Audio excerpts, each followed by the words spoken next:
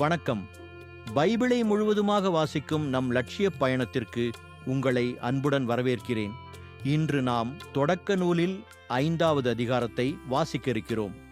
இதுவரை நாம் மொத்த நூல்களில் புள்ளி முன்னும் 3 புள்ளி பின்னும் 3% நூல்களை வாசித்து முடித்துவிட்டோம்.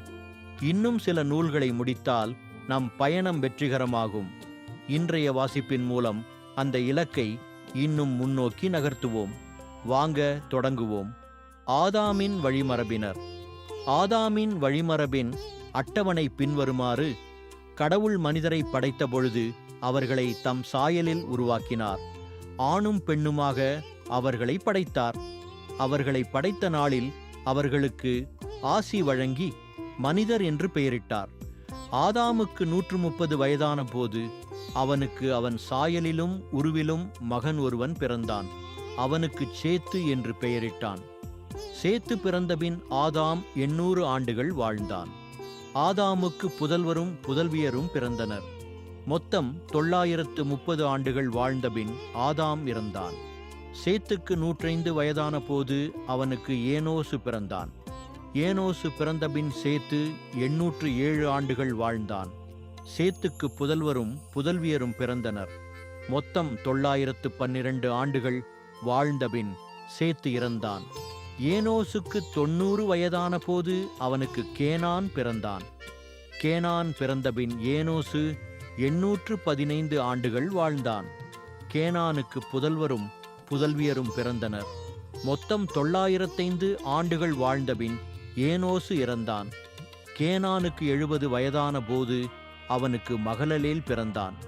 மகலலேல் பிறந்தபின் கேனான் 840 ஆண்டுகள் வாழ்ந்தான். கேனானுக்கு புதல்வரும் புதல்வியரும் பிறந்தனர். மொத்தம் 910 ஆண்டுகள் வாழ்ந்தபின் கேனான் இறந்தான். மகலலேலுக்கு 65 வயதான போது அவனுக்கு எரேது பிறந்தான். எரேது பிறந்தபின் மகலலேல் 830 ஆண்டுகள் வாழ்ந்தான். மகலலேலுக்கு புதல்வரும் புதல்வியரும் பிறந்தனர். மொத்தம் 895 ஆண்டுகள் வாழ்ந்தபின் மகலலேல் இறந்தான். எரேதுக்கு 162 வயதான போது அவனுக்கு ஏனோக்கு பிறந்தான். ஏனோக்கு பிறந்தபின் எரேது 800 ஆண்டுகள் வாழ்ந்தான். எரேதுக்கு புதல்வரும் புதல்வியரும் பிறந்தனர். மொத்தம் 962 ஆண்டுகள் வாழ்ந்தபின் எரேது இறந்தான். ஏனோக்குக்கு 65 வயதான போது அவனுக்கு மெத்துசேலா பிறந்தான்.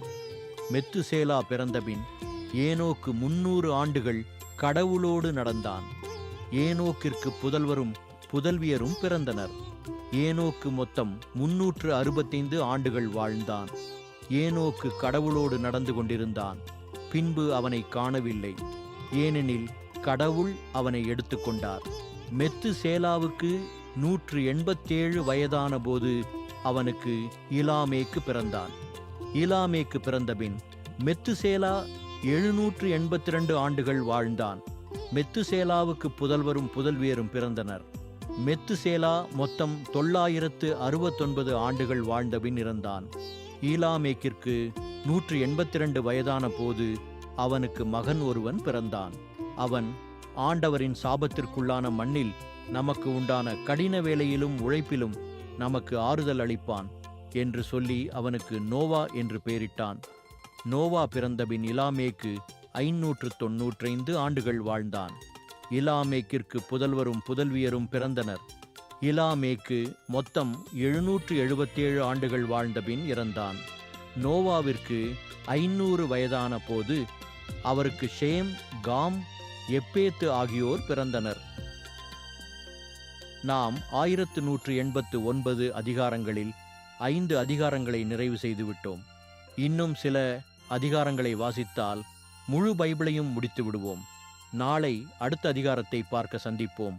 நாள்தோறும் இந்த பயணத்தில் நீங்களும் பங்கேற்றால் பைபிளை முழுமையாக வாசித்து முடிப்போம். இது நம் வாழ்க்கையிலும் ஆன்மாவிலும் பெரிய மாற்றத்தை ஏற்படுத்தும். இந்த பயணம் உங்களுக்கு நம்பிக்கையையும் சமாதானத்தையும் கொடுத்தால் இந்த வீடியோவை லைக் செய்யவும் சப்ஸ்கிரைப் செய்யவும் மறக்க வேண்டாம். பகிர்ந்து மற்றவர்களையும் இந்த பயணத்தில் சேருங்கள். நாளை மறக்காமல் வாருங்கள்.